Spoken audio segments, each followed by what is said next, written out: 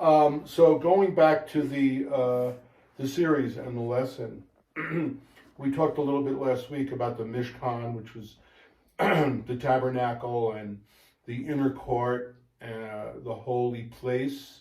There's the Holy of Holies, and then the holy place, which is in the sanctuary, separated by just a veil, really, a tapestry. And how the Holy of Holies is beyond time and space. And then it emanates into the holy place, what we call the inner court, in the sanctuary. And we relate all of this to us as humans, our bodies, our souls, everything that we are within us and around us. And we talked about within that holy place in the Mishkan, there were a couple of things in there, three things mainly, like the menorah, which was made out of gold. And we're going to focus on that. And also a golden incense altar and a golden showbread table. But our focus in this series is going to be on the menorah, which has 7 branches. And it has it's made out of just one piece of gold. And we said that was important because really we're talking about a non-dual essence of all of creation. So even though there's all of this creation in the relative field and we see each other as different, Sophia certainly looks different than Adam and Jack and Dale. Their essence is the same. All of our essence is the same. So the Zohar says the desire of Ein Sof, the desire of divine consciousness, was to have a dwelling place in a creation, in a relative creation. And that's what this is, the dwelling place of the essence of pure consciousness all around us. So as we look at the relative field, we always look at it with the intention of being awakened to that connection to divine pure consciousness, which is Yichad, which is just one. And that's why the menorah was made out of one piece of gold. And the 7 branches of the menorah represent what we call the 7 double letters. The first of which is the letter Bet. And the letter Bet is, we could spend multiple lessons, multiple hours on each letter and each part of the body that it represents and the astrological signs of these things. That's not the purpose here. It's just to touch on sort of the more salient points to our meditation and our lives. So in the letter Bet, it's the first letter in the Torah. The first word in the Torah is Bereshit, right? So in the beginning, the beginning is Bet. It's the first day. So in our Hebrew calendars, the first day, of course, is Sunday, right? So the first day, today, is Sunday. The energy of the letter Bet is in the day. It also is related to the energy of the planet Saturn with the ring, right?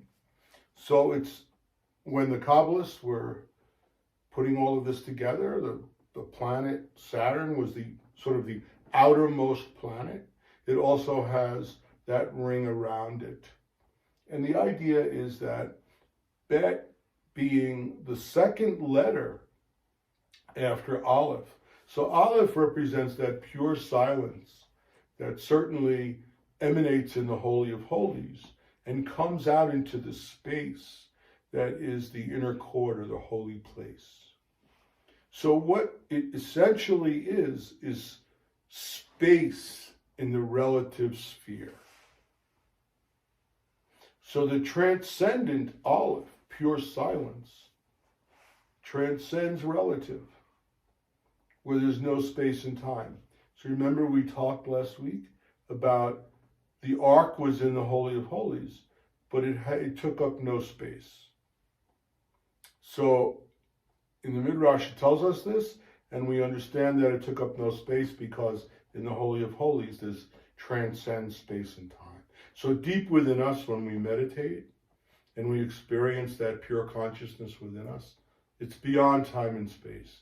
And all of you have reported to me in one time or another that in your meditation, you came to this place where there was no thought or anything, and you weren't sure where time, was it 5 minutes or an hour, right? And that's that experience in that Holy of Holies that's beyond space and time.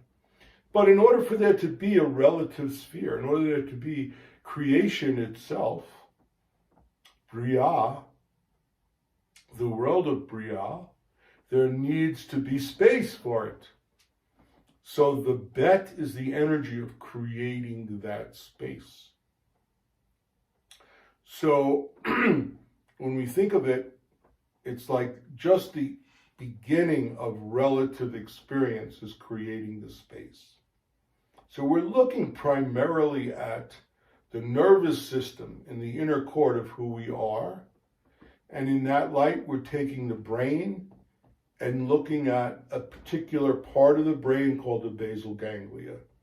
Why? It's because it's something that I studied with my teacher, and also in the Vedic tradition studied this thing a little bit, so I have some knowledge.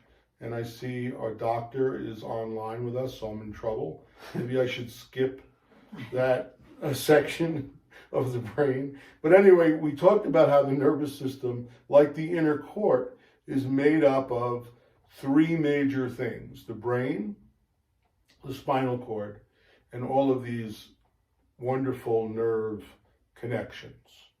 And we're focusing on the brain. And the bet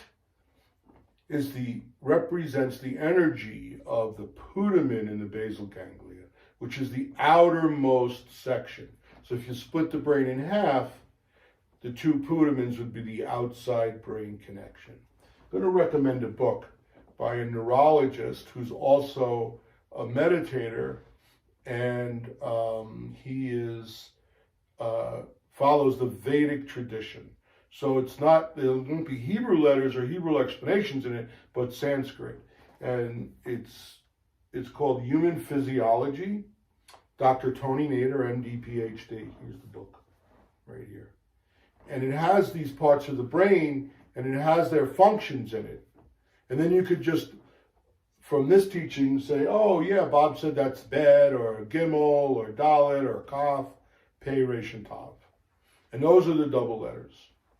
So here we are, experiencing this gap, or this pure silence, where there's no space and time. And then it emanates into a space that is the relative sphere. The putamen itself creates a space in our brain for learning. And it also is sort of like a gatekeeper of signals that come into the basal ganglia. The basal ganglia includes like the thalamus, hypothalamus, subthalamus, these parts of the brain that are responsible for the functioning of the body and all of the organs and so on and so forth. So the putamen can actually, if it's rigid and doesn't have the neuroplasticity that we talked about last week, can actually affect the motor functions of the body in a negative way. Our lives become affected in a negative way. But as meditators, we begin to transcend and experience these things. It becomes more plastic and less rigid. So the Sefer Yetzirah tells us this experience in our inner court is really the experience of life. So each of these double letters have their foundation, energy, and relation to creation, and also the transpose of that foundation. That means the opposite.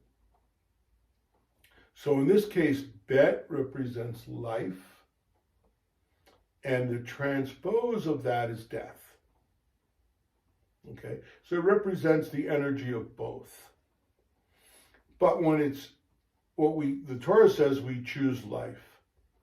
So when we meditate on the double letters or experience their energy, while we have a choice, we choose life.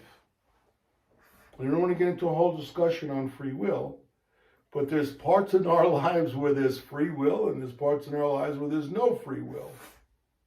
That's just the way it is. So it's like a paradox, duality in and of itself, right? So we say life and death, we say free will and no free will. So when we have a choice, we choose life. We meditate on life, we don't meditate on death. Some people do, but that's not in our tradition to meditate on death. But we accept it as the other side of the coin of the energy of Bet. Just like in the subatomic level, there's protons and neutrons and electrons. So there's protons, positive energy, neutrons, negative energy. This is in all of creation. It's in every cell of our body. It's in our action. It's in our lives. We're all living. We talked when we were just joking around about constructing and deconstructing, right? We're in different phases of our lives. And that's what we have acceptance about as meditators. So that neuroplasticity that's created through the process of meditation allows parts of our brain, if this is a center for learning, not to be rigid. So life is like a door that we're giving to pass through. Okay? And when we understand that, we accept the foundation of it and the transpose of it with flexibility. If we're rigid and fixed, there can be nothing new. So this is the essence of this first branch of the menorah.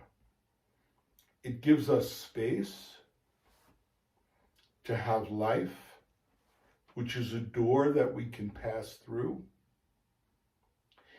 And through our practice, it gives us the flexibility to not be rigid. So the signals can come back and forth and we can learn something new. That newness will only happen when we drop rigidity and allow ourselves that flexibility so that we have the neuroplasticity within us. Okay? So there's other parts, this enters the soul through the right eye, these things that are better reserved for when we're initiated into these letters to understand. So I don't want to get into all of the other ideas of direction and where the energy enters the soul and that like that. When you're interested in being initiated into one of the doubles or all of the doubles, then we could certainly go into that. But for now, the critical important points I think I've covered.